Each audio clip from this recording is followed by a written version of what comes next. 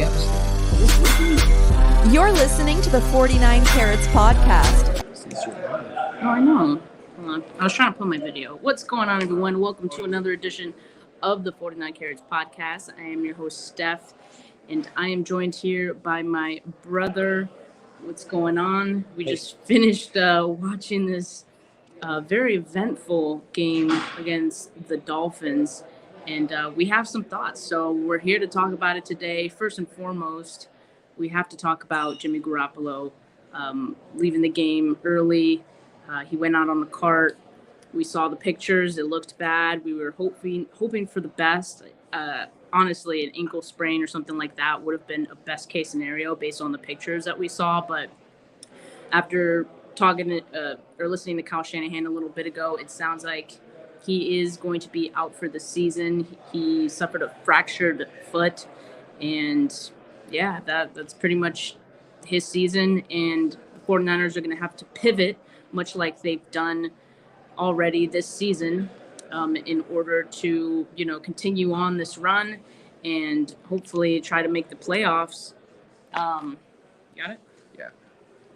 And so one thing I could say, though, is Brock Purdy, I thought, played a pretty good game. I mean, I don't know how you thought, Fabio, but, he was pretty efficient, and he came through in some key moments. What do you think?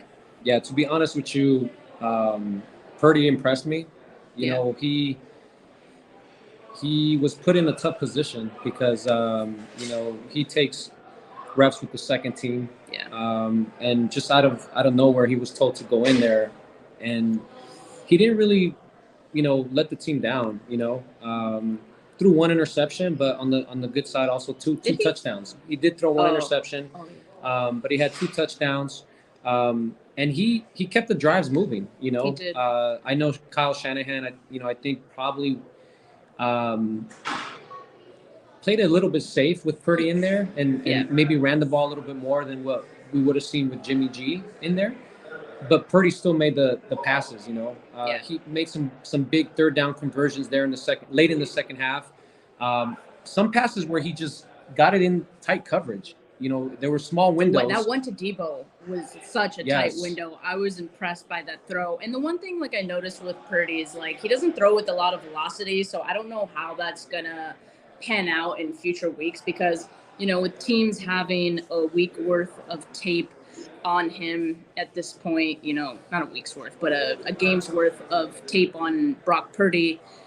I don't know how that's going to go. I mean, obviously, I'm happy with the way that he played today. And hopefully, 49ers can scheme some things around some of his flaws. There's a reason he was picked as the last pick in the draft. But, there's still a possibility with this defense that the 49ers could make something happen.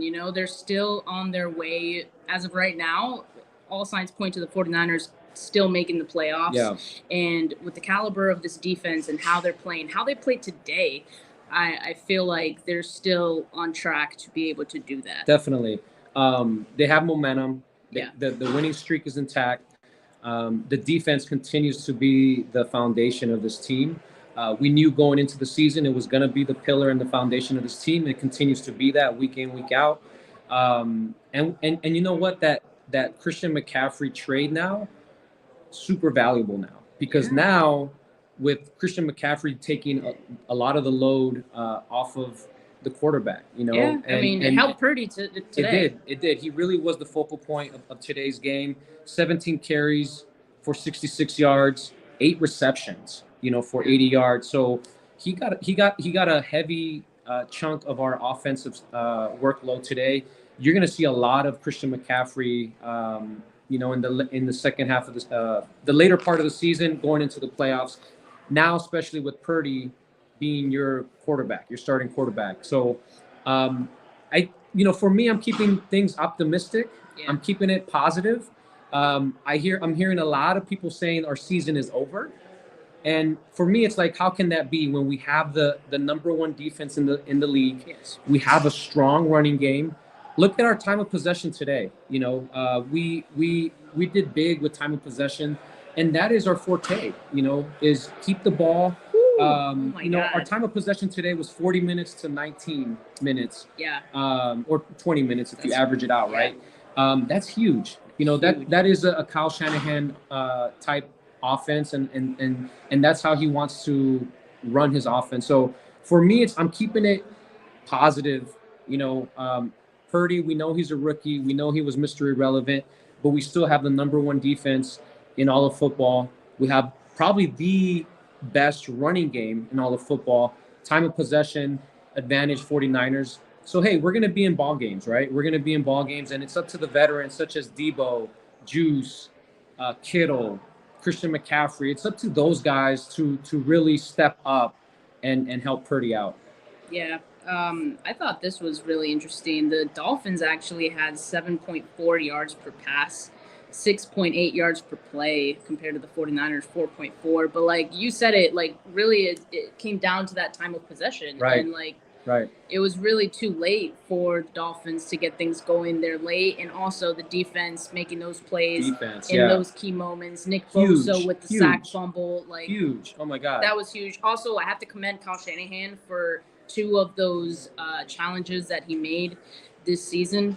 It was this season, sorry, so much.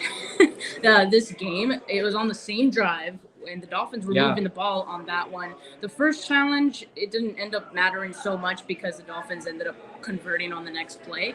But the other one that he challenged on the 4th and 1, that was huge. Right. And that allowed the 49ers to really put the nail in the coffin for this game, as they were able to score on the I don't remember if it was a following drive or the drive after that, but it was just huge for the momentum, and it really felt like in this game, I would say Kyle Shanahan outcoached Mike McDaniel. Definitely. He definitely did, and they say it's a game of inches, right? And the ball touching the ground or the ball kind of moving around as the offensive player was being brought down, like it was inches, right? Like it was close to a catch, but after the review, they realized that it wasn't a catch. Advantage 49ers, but everything kind of went our way.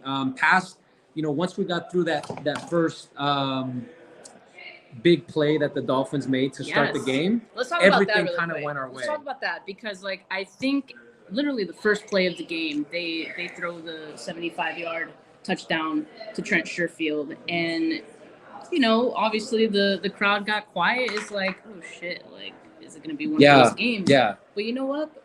Was it the Chiefs game all over again, right? Yeah, it kind of felt like that. But the 49ers didn't panic at all. And especially the defense, both sides of the ball, they really just were like, okay, we're still going to play our game.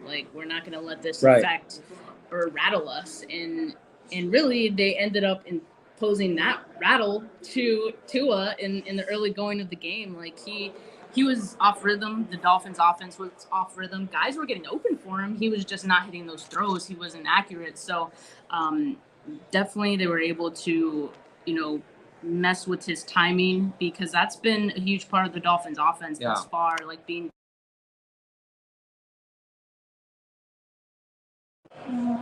When I think that's the key, right? Is we go down 7-0.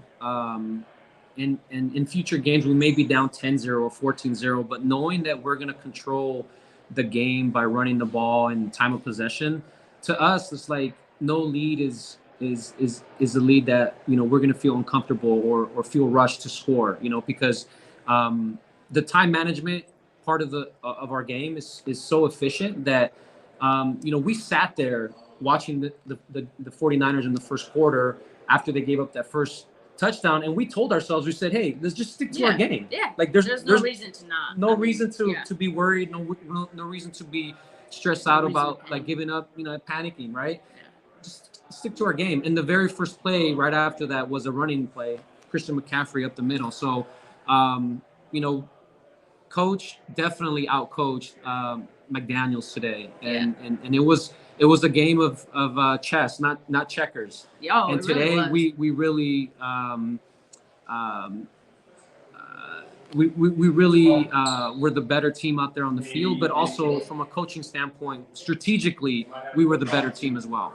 Yeah, and I would say D'Amico Ryans as well, knowing some of the adjustments that he made, and really making sure that his defense bended but didn't break, and that was one of my keys of the game for this defense. So I think they definitely proved that they are the number one defense, and the Chiefs game was pretty much an anomaly. Let's get to some of these comments really quickly here. So Steve's the one that sent the screenshot of us on TV. Nice. He said, "Hey there, the TV stars." Yeah, we were on TV apparently. I looked very excited in the picture, so it was it was exciting. Well, on that, should we talk about our record? When you and I attend, when Steph and I attend games together, we have a record of 11-1. Niners are 11-1 when we're attending games together. Yeah. Undefeated at home, and that is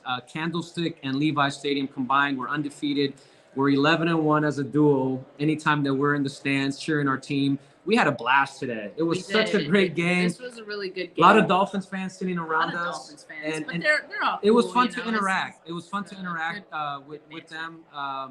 Yeah, it was a blast. Great. It's always good to walk out with the victory, which also makes the game much funner, right? So obviously a big win. I mean, the 49ers win 33-17. They scored a lot of points today. They won big, both on offense and on defense. But as the high of this win starts to subside, I think there are a lot of question marks after this game, certainly surrounding the quarterback position, with Jimmy Garoppolo now being out for the season. Ronnie here says some fans are saying the team should pick up Drew Brees. What are your thoughts?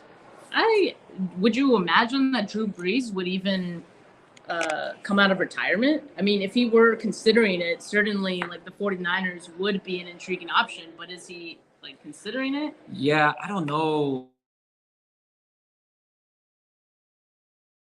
Oh, that is an interesting comment there. Obviously, we would love, future Hall of Famer. We would love to have a caliber quarterback such as Drew Brees.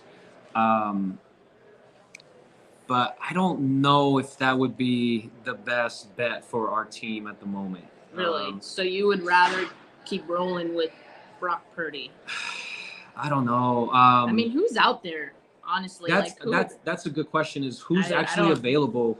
I haven't looked. Is there any quarterback on the practice squad right now, or that's unsigned? That would be able to come in and bring impact, bring value.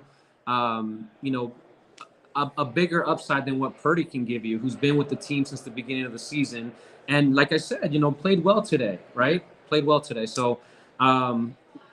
That's something for coach and the front office to answer in these next few days. Yeah. I'm sure they'll get the ball rolling on that, starting tomorrow, if not tonight, just to kind of see what the game plan is moving forward. And then also something interesting that fans were talking about as well.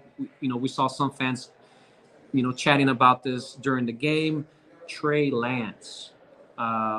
Is there a possibility that Trey Lance possibly comes into the picture late into the playoffs if the Niners do go deep into January and early February? Both John Lynch and Kyle Shanahan have said at this point multiple times that is not going to happen. I mean, yes, we see videos. He's walking, he's out there, but walking and playing a football game, coming off that injury and planting your foot and being able to run, all the things that you have to do to play football would be very difficult for Trey Lance to do this early or at any point in this season. It's just out of the question. And, for how much the 49ers invested in Trey Lance, that would just be a foolish use of him, I think. So, there's a good one. We see someone brought up the name of Cam Newton. Oh, interesting.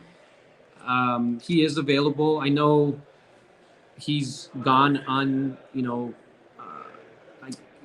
he's gone unsigned this entire season, and I think that there's a reason for that. Yeah. Even Bill Belichick couldn't get much out of Cam Newton. Right. We got to remember that's a good point right there. I don't know if Cam Newton is the answer. Plus, I think his strengths are a little differently than what Kyle Shanahan would like to see in a quarterback, especially at this point in time. I don't know if Cam Newton would be the answer, but you know, like you said, they're going to try some guys out. I think the front office, they're, you know, scout guys are going to be looking at it. Yeah. I think he said like they've already started like looking at it. Like sometimes that happens like in the game. They're probably knew like booking flights for guys right now to come out and be on that field on Monday. You know what I mean?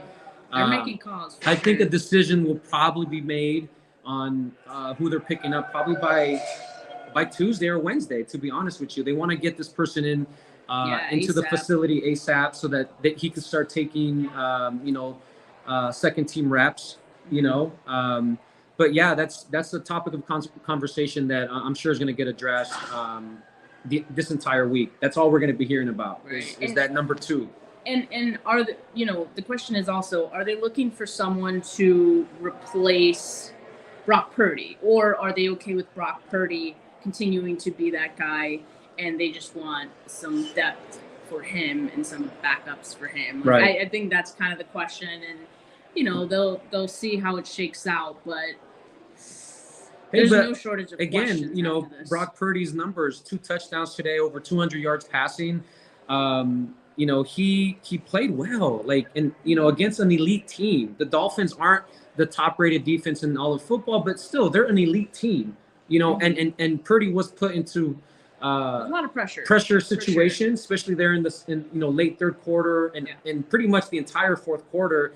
And he didn't fold. He did not fold. You know, he didn't throw an interception. He didn't fumble. There was a sack there that he took, but you know what? Better the sack than him forcing something to a receiver down the field. So I was very impressed with Purdy, and I wouldn't doubt it if Coach Shanny sticks with him and keeps him as the starter. Yeah, I think that makes sense because he's been around the team now, this entire season.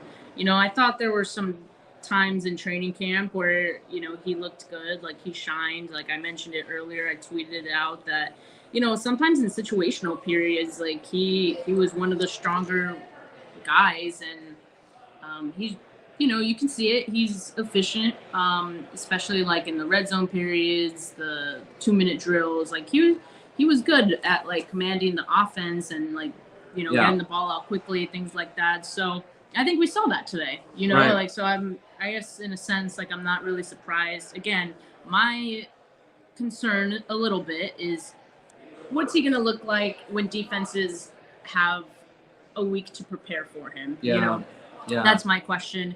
I am encouraged by what Brian Griese has been able to do with Jimmy Garoppolo so far this season. I think that's part of the reason that Jimmy Garoppolo has been consistent.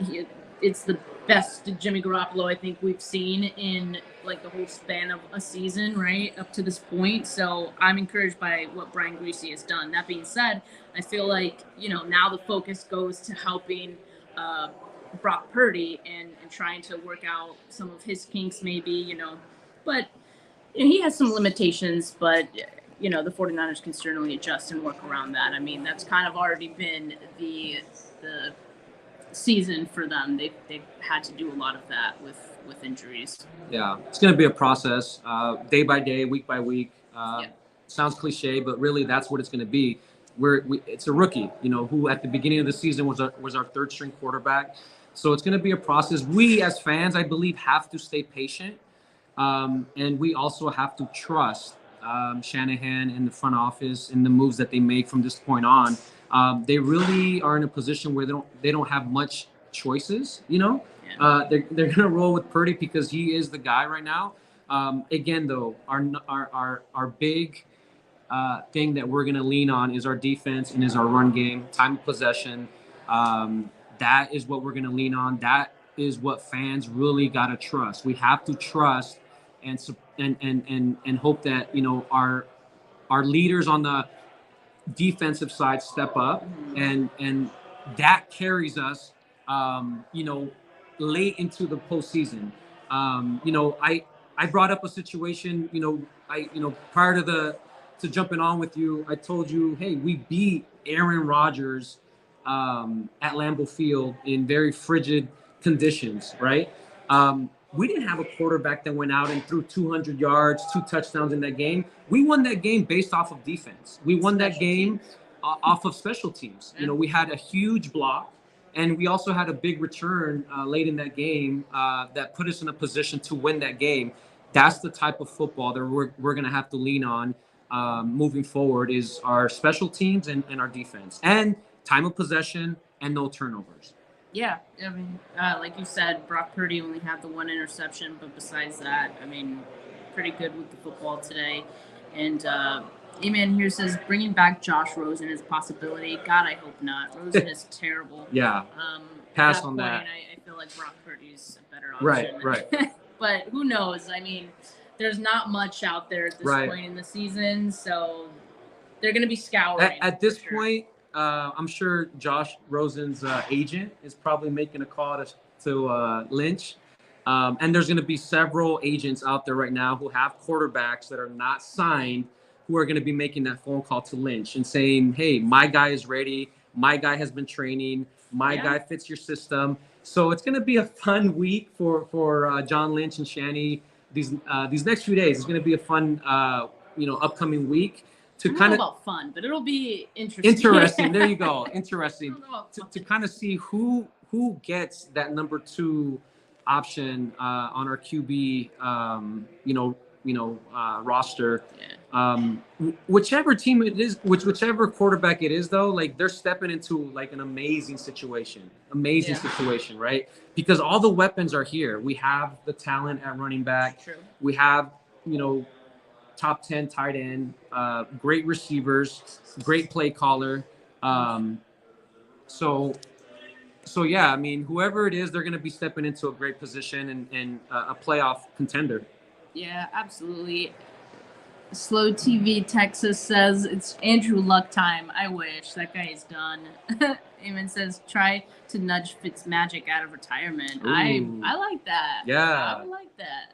Yeah. And Mike McDaniel, well, no, because he wasn't around with Mike McDaniel. Fitzmagic can fling it, man. He could put some air on it. Yeah, he could put some air on it, and he's a veteran. A guy that could come and even provide us, support and guidance to Purdy, even if Fitz just kind of plays that backup role. So Richard Sherman needs to put in a good word about the 49ers, and be like, hey, you should think about this. Yeah. Hey, who knows? Maybe Fitz's agent is I know that TV money is good though. Getting ready to make that call to Lynch. That TV money is too good. I think. So I don't think he'll come out of retirement, but it's funny and interesting at the same time.